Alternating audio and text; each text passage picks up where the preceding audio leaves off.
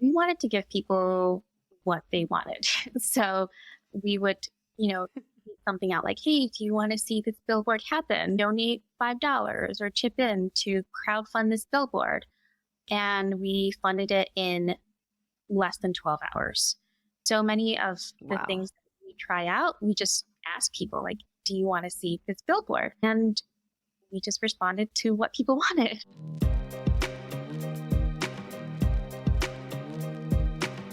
You're listening to the Blueprint for California Advocates podcast. My name is Christina Voss Hamilton. I'm your host. I'm also the founder of KPH Advocacy, a lobbying and political consulting firm based in Sacramento, California. If you're an advocate in the work for justice, equity, sustainability, you're in the right spot. In each episode, I bring on special guests who share their insight and tactical advice on what it really takes for your political and legislative campaigns to succeed. If you enjoyed today's episode, please don't forget to leave a review on your podcast player and also share the episode with your network so we can spread the word and share this important information with as many advocates as we can. Now let's get into it.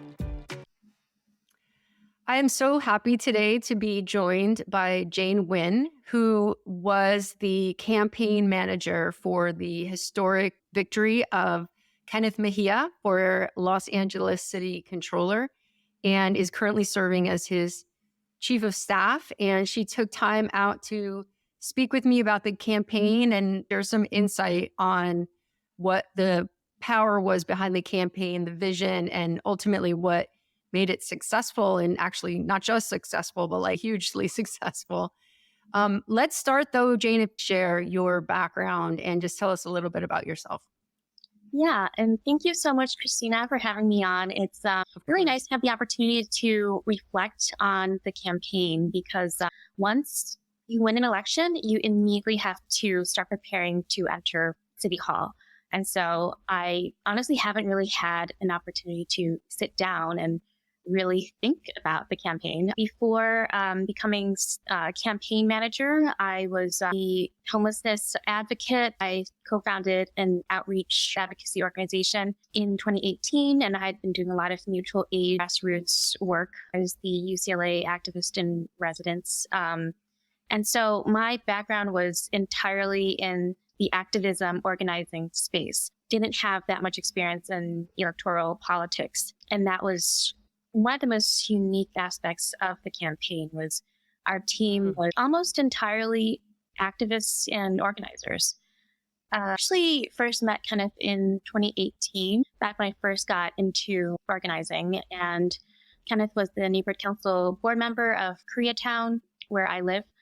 And he was supporting our efforts to advocate for a homeless shelter in our neighborhood. I met him at a protest, and he was a tenants' rights organizer. So he was in front of a local elected official's house screaming on the bullhorn. Actually, it was the first time I saw him.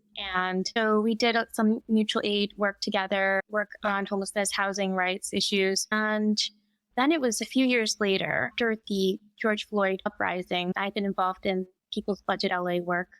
And I'd also been doing graphic design for a city council member. And he asked me to do graphic design for his upcoming city campaign. I was more than excited to get involved in his campaign and do graphics, but he didn't have a campaign manager.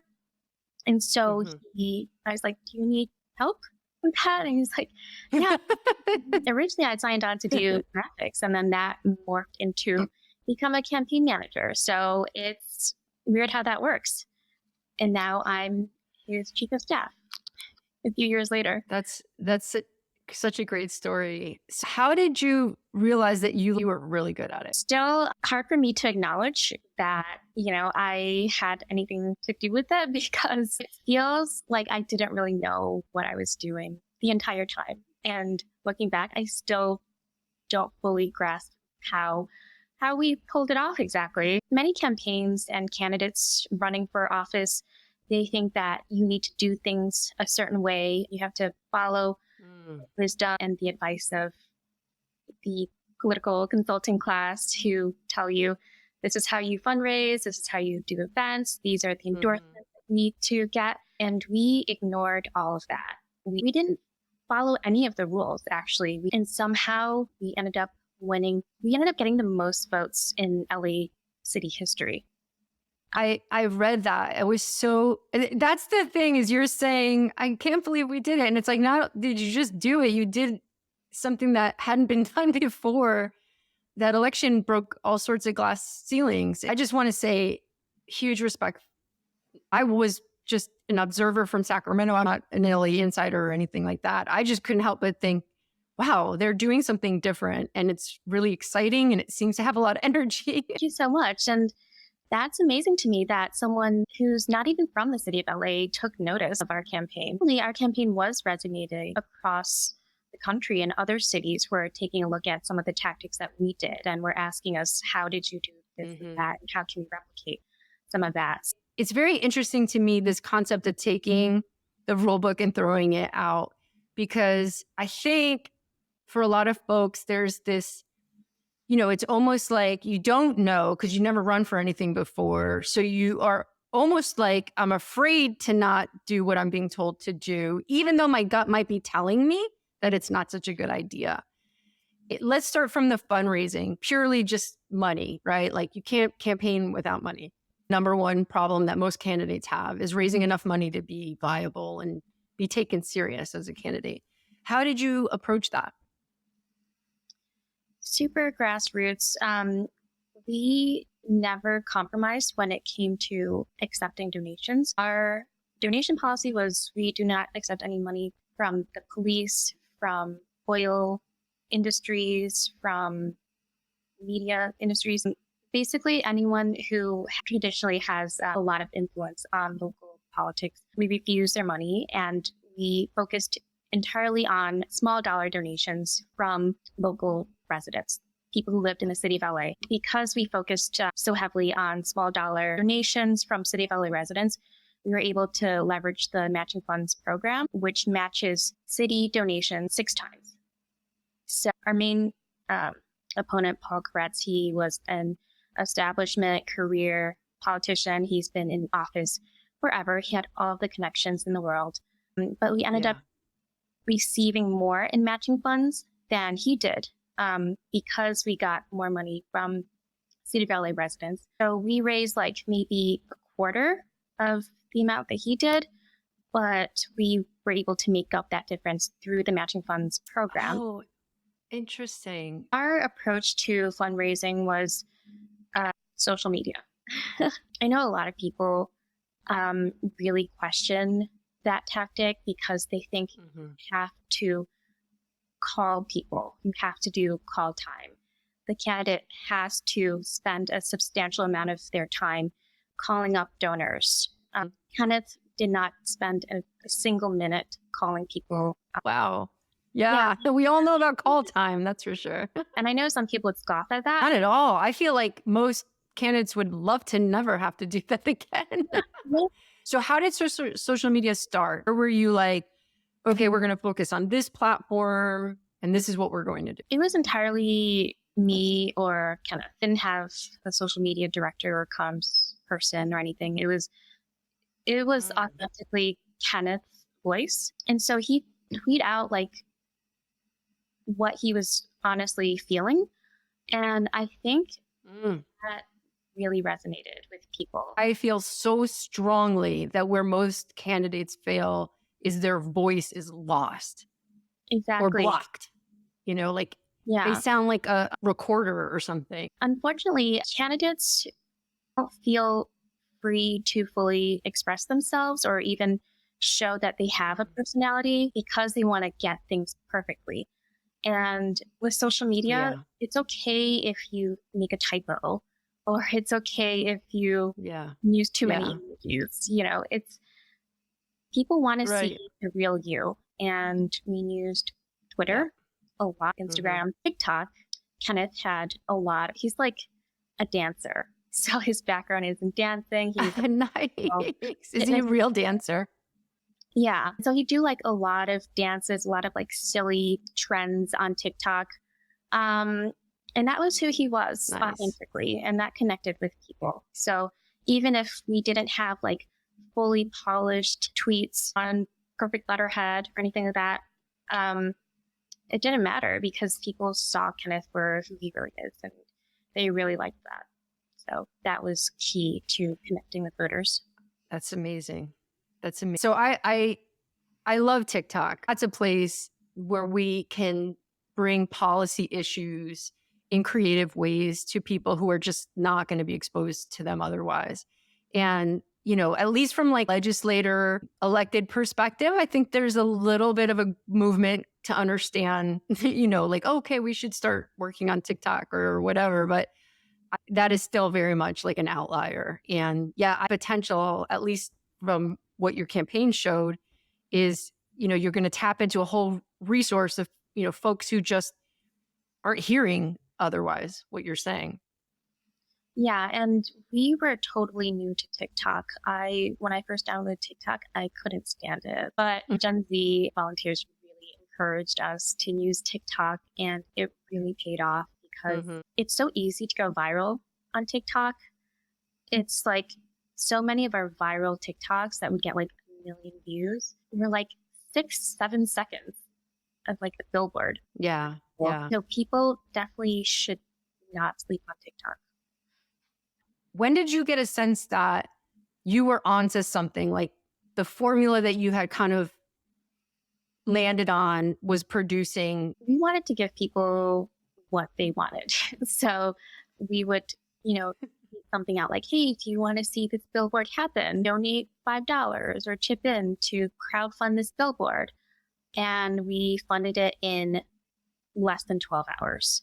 So many of the things that we try out, we just ask people like, do you want to see this billboard? And we just responded to what people wanted. Embracing traditional media, such as a billboard, is something that politicians also kind of urged us to move away from. They're like, this is a waste of money. You need to focus on ground game. You need to focus on knocking on doors. And we did that a lot too. But they're like, don't invest your money on billboards. But we were like, no, people want a billboard. We'll crowdfund for this billboard and we'll put it up. And like that billboard went viral. People loved it because it was the first time they ever saw the budget displayed like that. So going back to the timeline, at what point would you say you really started to feel like you could do this? One of the biggest indicators to us that we were viewed as a threat was at one of the first debates, and our opponent, who was a sitting council member, attacked us exclusively and ignored all the other opponents. So we took that as a sign that we were a threat and we were considered one of the front runners. And then the LA Times endorsed us. So at that point, that was huge for us. It was kind of unheard of for the LA Times to endorse a grassroots millennial candidate. They have traditionally endorsed more establishment candidates. And so getting the LA Times endorsement really solidified our credibility with so many people who were skeptical, because we already had progressives and activists on board, but it was more establishment moderates who were skeptical of us. So that LA Times endorsement really just built the momentum as well. Let's talk a bit about the field game. Door-to-door ground game is going to be the bread and butter at the end of the day of any political campaign. How did you sort of fan out and hit the neighborhoods? How did you approach that?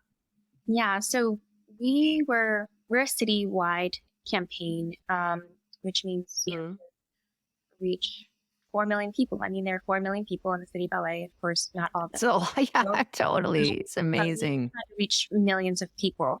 We, wanted to reach as many people as possible at their doors, but we also knew that that is going to be a huge challenge. The city controller is not really a position that anyone has knocked on doors for before, ever. The city controller is the kind of position that nobody has heard of. Typically, a city controller candidate only has themselves and like their family and like a consultant.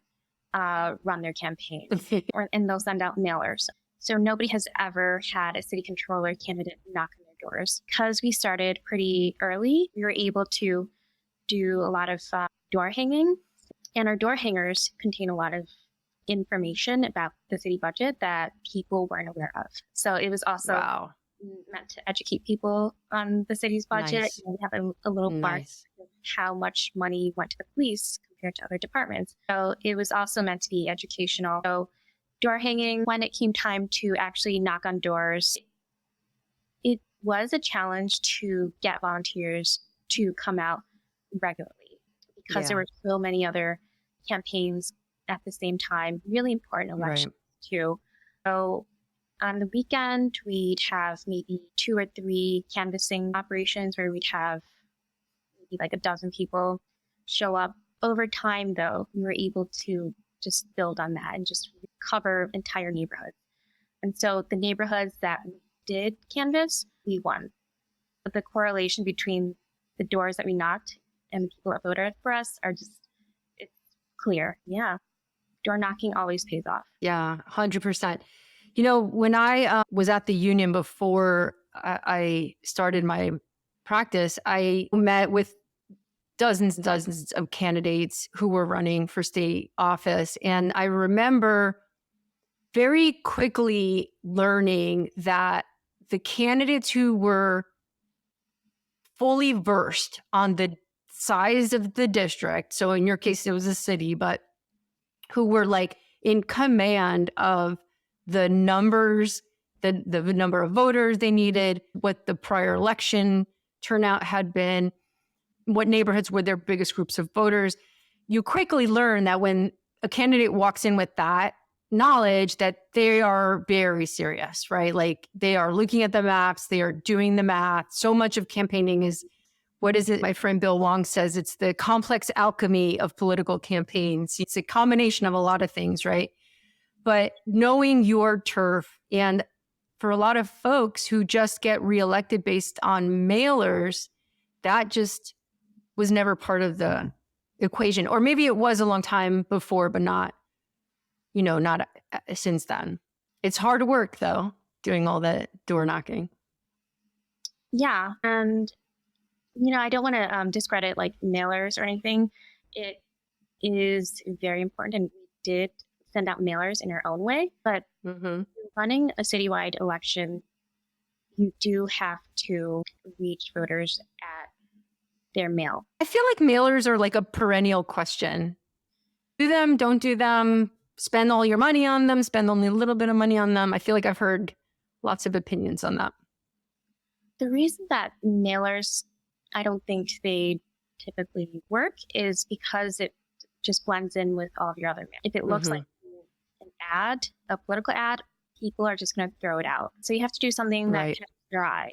And the way we would catch people's attention is we would make it look personalized. So we had a lot of volunteers spend a lot of hours personalizing it. So that's really something that progressive candidates should consider doing, is how do you make your mailers look personal so that people will actually look at it and read it. What did they do? Like, how did they actually personalize them? So we sent out a lot of postcards at first, like handwritten postcards. Oh, yes. Okay. Postcards. Yeah. Yeah. I've done those postcard to voters before. I totally agree, because I love that, like, you can get your kids involved and you can use markers and colors, and it's totally eye-catching. Did you do any of the traditional glossy brochures and that type of thing? No, we never did any traditional glossy brochures. Wow. And having volunteers work on that is really one way to build camaraderie within the campaign. And so people would ask, how did you build such a dedicated team? And a lot of it was because volunteers spend time doing manual work, and that enabled the space and the time for people to get to know each other. So yeah, I mean, it sounds like it's like a very passive activity, but that's really so essential to team building. What do you think made those, or any of the volunteers, gravitate to you and Kenneth, or to the campaign, I should say? I think Kenneth has a reputation of being an organizer. And so he's already established himself.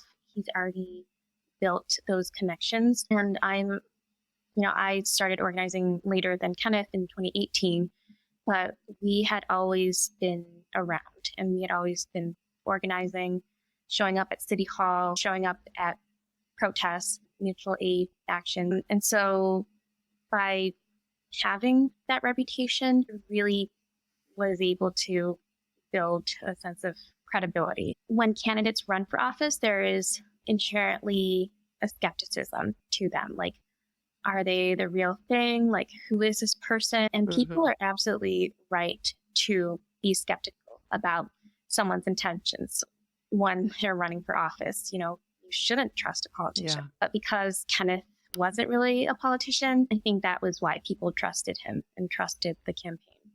What did you guys do on election night? Did you know on election night? Yeah, our election night was at our campaign headquarters.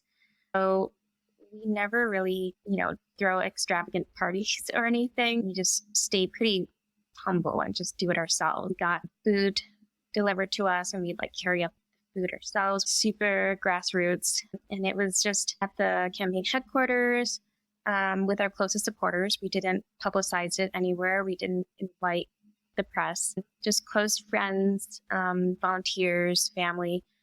And we did find out on election night that we had won, even though only a small percentage of the votes had come in. And that's because we got such a huge percentage of the vote immediately. I think it was 64% or something like that. Oh yeah, we won by 23%, 23 points on election night. It was like a landslide, yeah. It was decided that night. So how did you celebrate? We went to a local diner afterwards. Yeah, the Prince in K-Town. It's really cool. It was just kind of myself and just some volunteers, small celebration. Just looking at it again from the outside in, you won a citywide race in the second largest city in the United States by a landslide with pure people power and doing pretty much the opposite of what your typical campaign does. I think that's amazing. And I do think people paid attention. It definitely wasn't just me. And I see it, again, I'm not, a campaign person, but I pay enough attention that I feel like the lessons here are huge around authenticity, around speaking with your natural, normal voice, right? Like being comfortable with your flaws and embracing, this is who you are and this is what you're bringing.